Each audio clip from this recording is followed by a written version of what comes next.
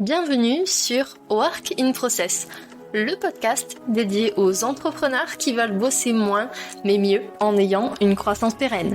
Alors, si vous voulez allier croissance et sérénité, performance et flexibilité, abonnez-vous. Ce podcast va devenir votre outil préféré.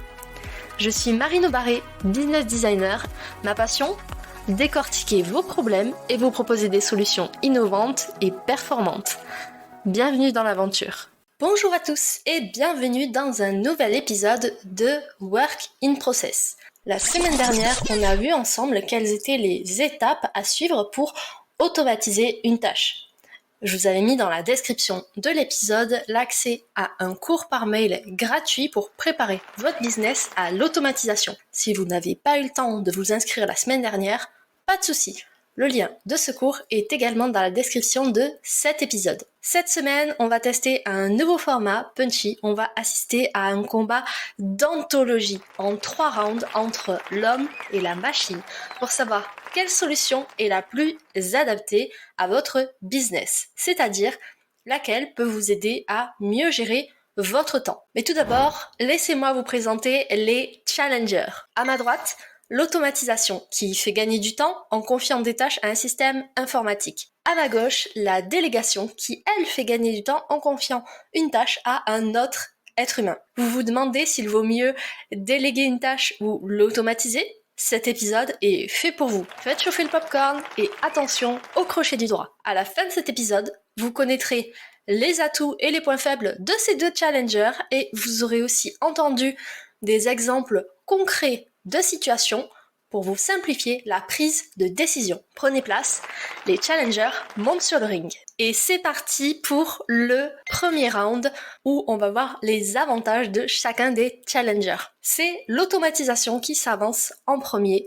Elle nous montre bien qu'elle peut gérer un gros volume de tâches en peu de temps, ce qui permet d'optimiser les coûts, notamment les coûts opérationnels liés à l'exécution de tâches dites de production.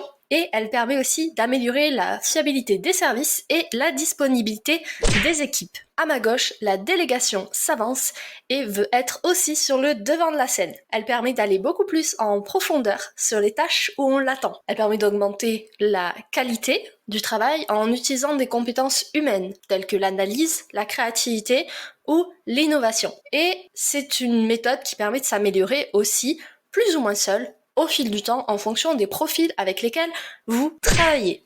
Sur ce premier round, c'est un match nul. On enchaîne donc avec le deuxième round. Et là, les challengers font un petit peu moins les malins puisqu'on va voir les points faibles de chacun. L'automatisation les assume clairement, elle nécessite un minimum de connaissances techniques et une appétence pour les outils digitaux. Elle va vous demander un investissement en temps, en énergie et éventuellement en argent si vous sous-traitez ou que vous vous abonnez à des outils d'automatisation. Et enfin, elle prouve bien qu'il y a tout de même une charge de travail qui existe mais qui est différée, c'est-à-dire que vous n'allouez plus votre temps à effectuer la tâche en elle-même.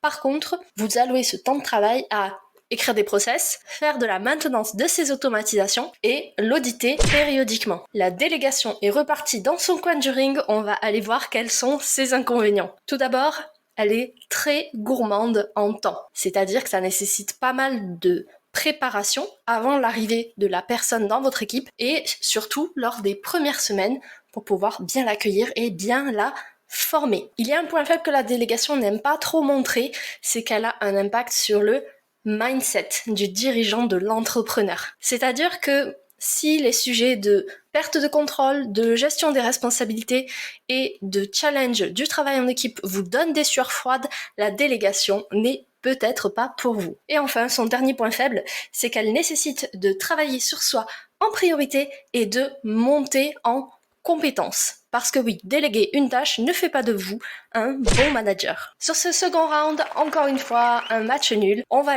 essayer de départager ces deux challengers dans un tout dernier round. On rappelle les challengers sur la piste. Dans ce dernier round, on va voir 3 cas concrets autour de la création de contenu pour essayer de départager qui de l'automatisation ou de la délégation est la plus adaptée pour votre business. Pour le cas numéro 1, mettons que vous voulez assurer la promotion d'un contenu que vous avez créé sur les réseaux sociaux. Par exemple, créer un tweet ou un post LinkedIn ou un post Instagram lorsqu'un article de blog est publié. Dans cette situation, c'est l'automatisation qui va remporter ce cas puisque ça ne nécessite pas forcément une intervention humaine en termes de créativité puisqu'il s'agit de repurposing, c'est-à-dire de recyclage de contenu. Un point pour l'automatisation. Cas numéro 2. Vous souhaitez monter un épisode de podcast ou une vidéo. Certes, les outils sont de plus en plus performants, mais à ce jour, je n'en ai pas trouvé qui permettent de monter un épisode ou une vidéo aussi qualitativement qu'un être humain. La délégation met un crochet du droit à l'automatisation et remporte ce cas. Dernier cas de ce match en 3 rounds. Vous souhaitez gérer un lead, c'est-à-dire un prospect, qui arrive suite au téléchargement d'un freebie, d'un produit gratuit. Là, les 2 challengers se mettent KO. C'est un match nul, puisque l'automatisation peut vous aider à qualifier votre lead, votre prospect, mais si vous souhaitez augmenter vos chances de vendre par la suite, il va falloir ajouter une intervention humaine. Les 2 sont donc très utiles dans cette situation. Voilà, le match est terminé. On a pu voir les avantages et inconvénients de nos 2 challengers qui étaient l'automatisation et la délégation. On a vu aussi 3 exemples